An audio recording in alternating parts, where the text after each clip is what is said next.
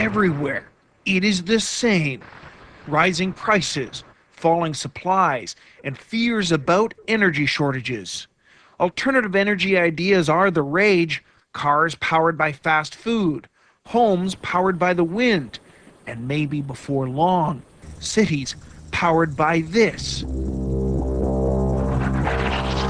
It's called a solar tower.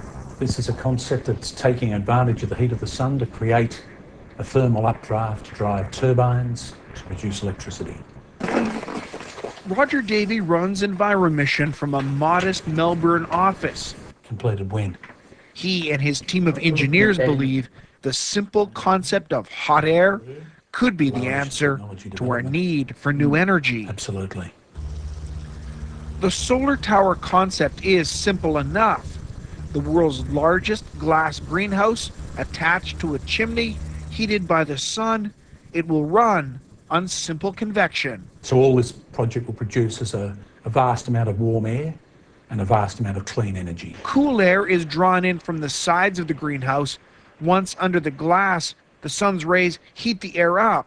Hot air is less dense and lighter than cool air and will want to rise. The glass roof is sloped towards the center of the structure where a massive chimney stands.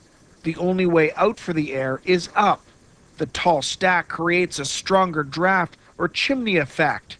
As the hot air rises to escape up the stack, it will pass through massive fans attached to power generators.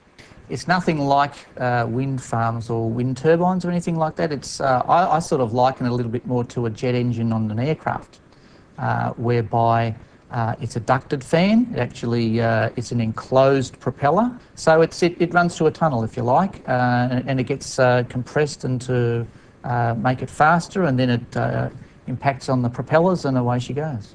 The original plan was to build a greenhouse 7 kilometers in diameter, with a chimney that would reach 1 kilometer into the sky. It produce enough power to power approximately 200,000 households. But the company has decided to reduce the size, in part because of cost.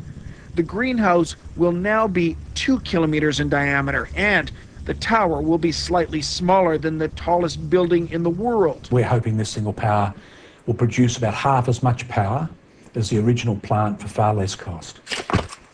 Well, this thing is big, there's no question about that, but where would you build it?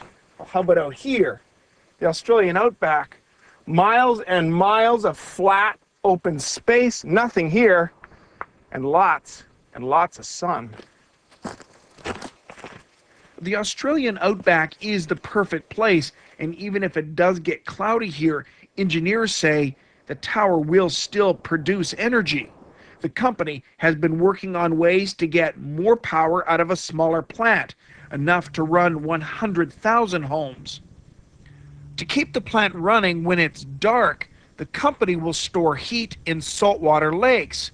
The lakes will act as a kind of battery. The scalding hot water will be piped from the rectangular lakes underneath the glass greenhouse to continue heating the air after the sun has set.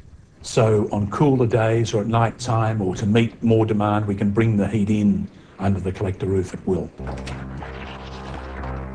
The company has already purchased land near the South Australia border and is ready to break ground. The plan is to have the heat rising and generating power by the end of 2008. An energy-hungry world will be watching and hoping that these promises will amount to more than just hot air.